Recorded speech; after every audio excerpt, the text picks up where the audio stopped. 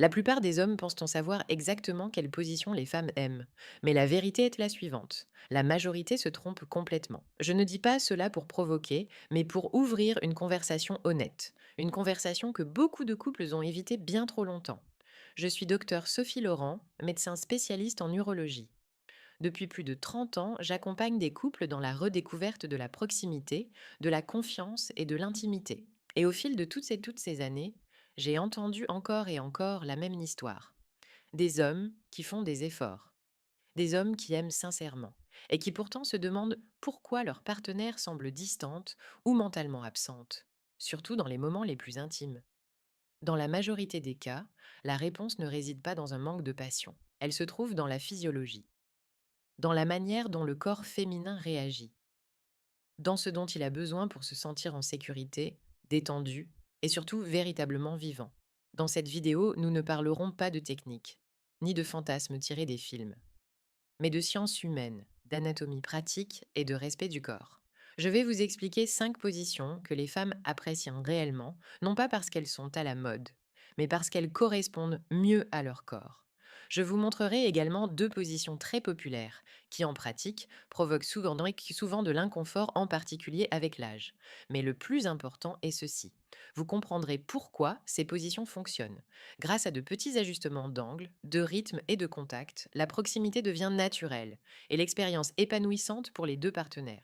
Si vous restez jusqu'à la fin, vous découvrirez un principe simple capable de transformer n'importe quelle relation. La véritable intimité ne consiste pas à en faire plus, mais à ressentir mieux. Avant d'aborder les positions une par une, il existe cependant une vérité fondamentale.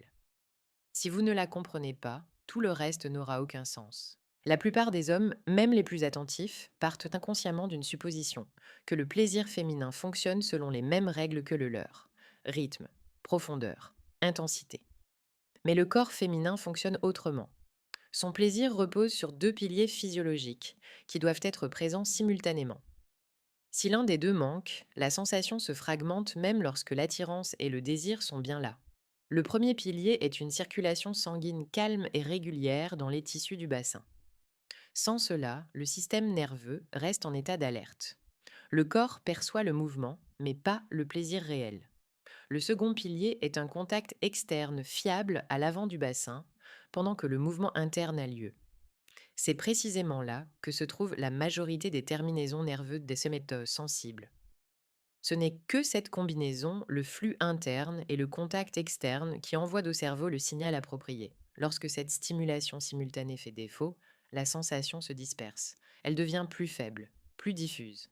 Et c'est précisément ici que naît souvent la confusion. Beaucoup d'hommes pensent alors devoir en faire davantage, plus fort, plus vite, plus profondément. Alors qu'en réalité, ils font trop de choses, mais mal orientées. Depuis des années, les études en médecine sexuelle confirment un fait essentiel. Seule une minorité de femmes atteint le plaisir par le mouvement interne seul. La majorité a besoin ou préfère une stimulation externe simultanée. Non par habitude, mais en raison de la répartition anatomique des nerfs. J'ai vu des couples ensemble depuis 20, 30, voire 40 ans redécouvrir leur intimité grâce à un seul changement. Moins de mouvement, mais un contact constant vers l'avant. Le corps féminin ne réagit pas à la précipitation, il réagit à la stabilité. Un autre élément est souvent sous-estimé, le système nerveux. Lorsqu'une femme est tendue, doit s'adapter à un angle inconfortable ou se contrôle intérieurement, le cerveau n'interprète pas la situation comme du plaisir, mais comme une tâche à accomplir. En revanche, lorsqu'elle se sent en sécurité et que le corps reçoit un contact doux et fiable, le système nerveux parasympathique s'active. La circulation sanguine s'améliore et la sensation s'installe naturellement. C'est pour cette raison que les positions les plus appréciées sont rarement spectaculaires. Elles permettent un contact frontal léger, des angles doux et une liberté de mouvement sans effort. Voilà notre carte pour la suite. Nous ne cherchons pas des positions parfaites, mais des ajustements intelligents qui respectent la physiologie et offrent du confort aux deux partenaires. À partir de maintenant, nous analyserons chaque position selon 3 critères. Premièrement, ce qui la rend particulièrement intéressante d'un point de vue médical. Deuxièmement, comment l'adapter pour plus de confort. Troisièmement, comment reconnaître si elle fonctionne réellement. Cette position paraît discrète, presque trop ordinaire pour figurer en tête d'une liste. Et pourtant, d'un point de vue médical, elle fait partie des plus efficaces et des plus appréciées, en particulier chez les couples qui recherchent proximité, confort et endurance. La position sur le côté réduit les tensions musculaires, préserve les articulations et convient particulièrement aux personnes de plus de 60 ans ou ayant un dos sensible. Le corps n'a rien à porter, rien à compenser. Il peut simplement se relâcher. Anatomiquement, le bassin reste parallèle. C'est un point essentiel. Cela permet des mouvements glissants et doux, plutôt que des poussées profondes souvent perçues comme inconfortables. Autre avantage majeur, une main reste libre et peut maintenir un contact à l'avant exactement là où le corps féminin en a besoin simultanément. Indication clinique simple, placer un petit coussin ou une serviette pliée entre les genoux. Cela aligne les hanches et évite les torsions du bas du dos. Le mouvement doit rester court, calme, rythmique, davantage comme un bercement doux que comme une poussée. Lorsque le contact frontal reste constant, la sensation s'intensifie naturellement. La vitesse n'est pas nécessaire. De nombreux couples rapportent que cette position devient particulièrement intense lorsqu'ils alternent de très légers mouvements et des phases d'immobilité paisible. Pas d'objectif, pas de pression, juste une respiration partagée. Cette posture révèle une chose essentielle. Le corps féminin ne répond pas à la performance, mais à la constance. Cette position est discrète, mais profonde. L'une des personnes est assise de manière stable sur le bord du lit ou sur une chaise solide, l'autre s'assoit face à elle, sur ses genoux. Ce qui la rend particulière, ce n'est pas le mouvement, mais la proximité. Le contact visuel direct active la libération d'oxytocine, l'hormone du lien et de la confiance. Poitrine contre poitrine, la respiration se synchronise et la tension musculaire inconsciente diminue. Sur le plan physiologique, le bassin de la personne assise reste stable. La partenaire au-dessus peut contrôler elle-même le rythme et la profondeur. Le mouvement devient alors un balancement, où le contact à l'avant reste constant, exactement là où le corps en a besoin. Indication clinique, pensez en termes de roulement et de pression, pas de traction ni de poussée. La base du bassin doit rester en contact. Pour modifier l'intensité, il suffit d'incliner légèrement le buste vers l'avant ou vers l'arrière. Les deux mains sont libres, l'une pour la stabilité, l'autre pour un contact externe doux. Cette position convient particulièrement aux couples plus âgés ou aux personnes à mobilité réduite. Elle ne demande ni force ni souplesse et peut être maintenue longtemps sans fatigue. Elle montre que le contrôle n'a rien à voir avec la domination, mais avec la sécurité. Beaucoup considèrent cette position comme classique, mais lorsqu'elle est correctement réalisée, elle fait partie des formes de proximité les plus profondes émotionnellement comme physiquement. Deux corps sont étroitement rapprochés. La respiration trouve un rythme commun. Les regards, les expressions du visage, les réactions les plus subtiles deviennent perceptibles. En médecine sexuelle, on parle ici de synchronisation neuronale. Lorsque les partenaires peuvent lire les signaux de l'autre, le système nerveux s'adapte et la sensation s'approfondit. Sur le plan anatomique, cette position permet un angle de pénétration neutre. Un simple ajustement suffit. Placez un coussin plat sous les hanches de la personne qui reçoit. Cette légère surélévation bascule le bassin et amène la surface interne avant sensible dans un alignement optimal. Indication clinique, raccourcissez le mouvement. À la fin de chaque phase, exercez une pression douce vers l'avant au lieu de pousser plus profondément. Une pression constante évite les interruptions de la perception. Le contact frontal simultané est maintenu exactement ce dont le corps féminin a besoin. L'intensité ne naît pas de la force, mais de l'angle. Une serviette pliée peut transformer l'expérience bien plus que n'importe quel effort. Cette position favorise également la communication non verbale, les caresses, les baisers, le regard. Tout cela active des zones cérébrales liées au calme et au plaisir. Un corps détendu ressent davantage. Cette position représente le contrôle conscient et elle est souvent sous-estimée par de nombreux hommes, en particulier avec l'âge. Ici, c'est la femme qui détermine l'angle, le rythme et la profondeur. Elle peut s'ajuster à tout moment, apporter de légères modifications et orienter la sensation exactement là où elle se sent juste. Cela augmente non seulement le plaisir, mais réduit aussi de manière significative le risque d'inconfort ou de douleur, un point essentiel avec les années. De grandes enquêtes cliniques montrent que de nombreuses femmes modifient consciemment la position de leur bassin afin de maintenir la stimulation dans la zone antérieure du bassin. Cette position le permet de façon naturelle et sans effort. Indication clinique. Oubliez les mouvements rapides de haut en bas. Pensez plutôt à des mouvements circulaires ou à un balancement doux où le bassin reste en contact constant. Ainsi, la stimulation externe n'est pas interrompue et la circulation sanguine reste stable. Si les genoux fatiguent, des adaptations simples existent. S'appuyer avec les mains sur la poitrine du partenaire, avancer légèrement un genou ou utiliser un coussin comme soutien. Sur le plan émotionnel également, cette position a un effet puissant. Le sentiment d'autodétermination crée de la sécurité. Et lorsque le corps se sent en sécurité, le plaisir peut circuler librement. Ici, le contrôle ne signifie pas distance, mais confiance. Cette position est très répandue, et pourtant l'une des plus souvent mal comprises. Certaines femmes la trouvent trop intense, d'autres la vivent comme particulièrement épanouissante. La différence ne vient pas de la position elle-même, mais de l'angle, du rythme et du contact. Lorsqu'elle est pratiquée sans attention, elle provoque facilement une pression trop profonde ou un sentiment de distance. Mais avec un bon alignement, elle peut devenir très complète et agréable. La clé clinique réside dans l'inclinaison du bassin. Lorsque la personne qui reçoit rapproche légèrement les genoux et incline très doucement le bassin vers l'avant, l'angle du contact interne se modifie. Au lieu d'une pression vers l'arrière, il se crée un frottement sur la surface interne antérieure, là où les tissus sont particulièrement sensibles. Indication clinique, un coussin placé sous les hanches aide à régler l'angle avec précision. Le mouvement doit rester glissant et lent, aucune poussée. Un contact ferme et calme à l'avant permet de ne pas perdre la stimulation externe. C'est précisément cette combinaison qui fait toute la différence. Et le plus important, la communication. Demander, observer, réagir. La sécurité n'interrompt pas le moment, elle l'approfondit. Les couples qui utilisent des ajustements rapportent plus de plaisir et une proximité émotionnelle renforcée, en particulier lorsque des pauses, un rythme calme et une respiration partagée font partie de l'expérience. Cette position montre une chose essentielle. L'intensité ne naît pas de la force, mais de l'alignement. Pourquoi certaines positions populaires ne fonctionnent souvent pas. Lorsque l'on observe les 5 positions évoquées, une chose saute immédiatement aux yeux. Elle ne vise pas la performance, mais l'alignement. Ce qui est au centre, ce n'est pas la force, mais un contact frontal constant et une circulation sanguine régulière. C'est exactement ce que confirme la science, et c'est exactement ce que rapportent les couples lorsqu'ils cessent de vouloir impressionner et commencent à écouter. Pourtant, en consultation, j'entends toujours la même question.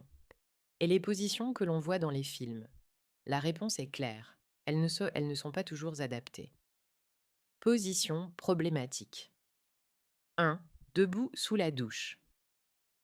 À première vue, elle paraît spontanée et passionnée. En pratique, elle est souvent fatigante et peu agréable. Un sol glissant oblige le corps à rester tendu. L'eau réduit la lubrification naturelle. L'angle est généralement trop raide et crée une pression sur des zones sensibles. Le résultat, de la tension au lieu du plaisir et une perte quasi totale du contact frontal. Comment l'adapter? Se placer hors du jet direct de l'eau, une assise stable ou le rebord de la baignoire permettent de retrouver l'équilibre et la proximité. Position problématique. 2. Flexion extrême des jambes, très présente sur Internet, mais souvent problématique dans la réalité, surtout après la quarantaine.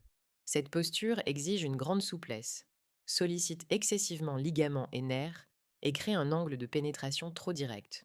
Ce qui ressemble à de la profondeur se traduit souvent dans le corps par une sensation de surcharge. Ajustement simple. Placez un coussin ferme sous les hanches ou le coccyx. Cela réduit la flexion, adoucit l'angle et permet des mouvements courts et calmes. Ces deux positions illustrent la même erreur. Elles privilégient la forme au détriment du ressenti. Or, l'intimité consciente fonctionne à l'inverse. Elle lit les signaux, elle s'adapte, et elle remplace l'effort par la synchronisation. Après avoir parcouru toutes ces positions, une question revient souvent. S'agit-il uniquement d'un point précis à l'avant du bassin? Pas exactement. Mais comprendre ce principe transforme profondément toute l'expérience. De nombreuses études menées au cours des 20 dernières années en médecine sexuelle dressent un constat clair. Seule une petite proportion de femmes atteint le plaisir par le mouvement interne seul. La majorité a besoin ou préfère une stimulation externe simultanée. Non pour plus d'intensité, mais pour l'équilibre. De cette observation découle une règle simple. Choisir les positions de manière à préserver un contact frontal constant et réfléchir ensuite seulement à la profondeur, au tempo ou au rythme. Lorsque la profondeur est priorisée avant que la stabilité ne s'installe, la sensation se désagrège. Le cerveau perçoit la répétition pas le plaisir. C'est pourquoi une intensité supposée se transforme souvent en sensation de distance. Trois moyens pratiques de maintenir le contact. Premièrement, respirer ensemble. Les 30 premières secondes sont décisives. Une respiration synchronisée active le système nerveux parasympathique, détend le bassin et améliore la circulation sanguine. Deuxièmement, raccourcir les mouvements. La plupart des femmes décrivent le plaisir comme des mouvements courts et réguliers, accompagnés d'une pression constante vers l'avant. La continuité est plus importante que l'amplitude. Troisièmement, un soutien intelligent. Les coussins ne sont pas un compromis. Ce sont des outils. Une serviette pliée peut modifier l'angle au point d'augmenter immédiatement le confort et le contrôle. Chez les couples mûrs en particulier, ces ajustements font toute la différence entre l'effort et l'harmonie. Le bon rythme n'est ni rapide ni lent. C'est le rythme qui maintient le contact. Au cours des premières minutes, un tempo calme et régulier permet au corps féminin de reconnaître les sensations et de les ancrer dans le système nerveux. Ce n'est qu'une fois les réactions devenues claires par la respiration, les mouvements ou de légers sons que l'intensité peut croître progressivement. Accélérer trop tôt, c'est comme construire sur un sol instable. Un facteur souvent sous-estimé est la présence mentale. La connexion la plus forte ne naît pas de la technique, mais de l'attention. Écouter, observer, percevoir les changements de respiration ou de tension. Le corps parle en permanence. La science ne fait que traduire son langage. Petit mouvement, grand effet.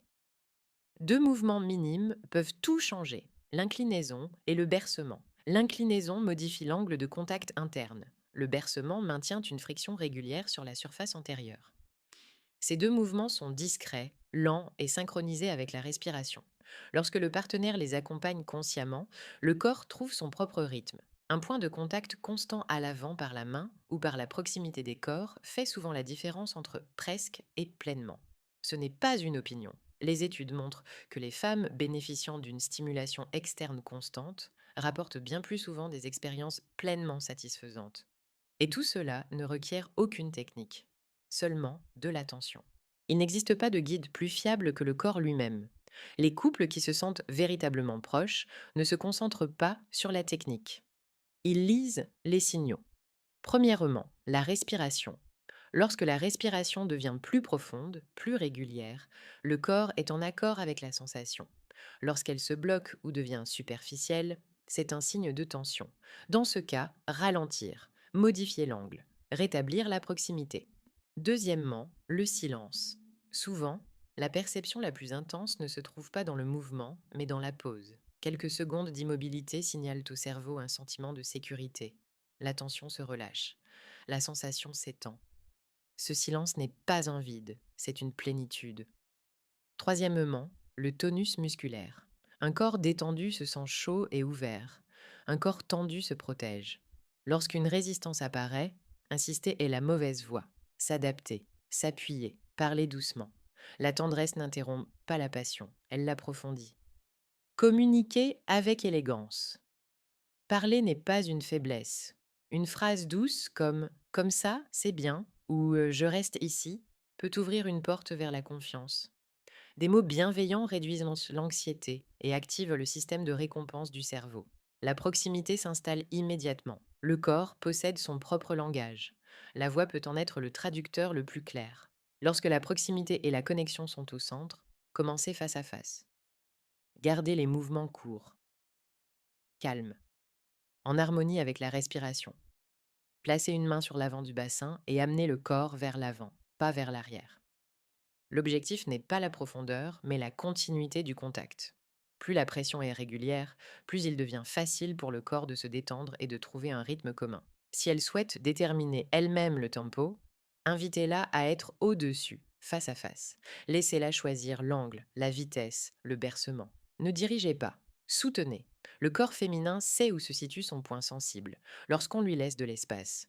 Si vous recherchez tous les deux une sensation interne plus intense, choisissez la position par l'arrière, mais avec attention. Un coussin sous les hanches réduit la profondeur et réajuste l'angle. Maintenez un contact doux à l'avant. Il relie la perception interne et externe en un ensemble sécurisant. Et si le moment doit se conclure par le calme et le sentiment de protection, revenez à la position sur le côté. Respirez ensemble, sans objectif, sans parole. Dans ces instants, la proximité devient le langage du corps. Lorsque j'observe des couples de plus de 60 ans qui ont retrouvé leur proximité, un schéma clair se dégage. Ils parlent rarement de technique. Ils parlent d'écoute. Ces couples prêtent attention aux signes les plus subtils, un changement dans la respiration, un léger mouvement du bassin, un son à peine perceptible. Et ils y répondent sans interrompre le moment. C'est une forme de sagesse émotionnelle. Elle ne se trouve dans aucun livre, mais elle peut s'apprendre par la présence. Avec les années, la sensibilité ne disparaît pas. Le corps se transforme, mais sa capacité à ressentir demeure. Elle nécessite simplement d'autres conditions.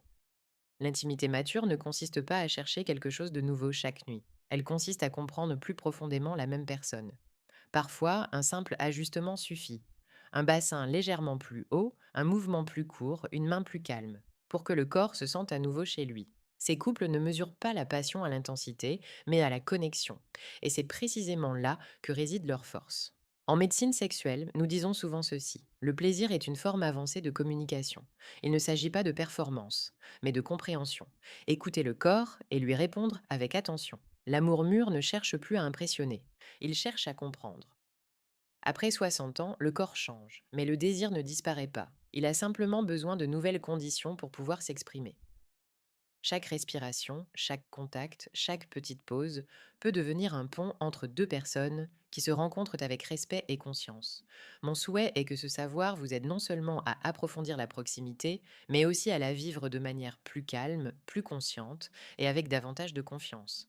Si cette vidéo vous a apporté plus de clarté, partagez-la avec quelqu'un qui souhaite lui aussi apprendre à cultiver la connexion avec douceur, car la véritable santé intime ne commence pas dans le corps, mais dans la manière dont nous nous regardons, nous touchons et nous écoutons réellement. Et n'oubliez pas ceci, l'âge n'efface pas le désir, il lui donne de la profondeur.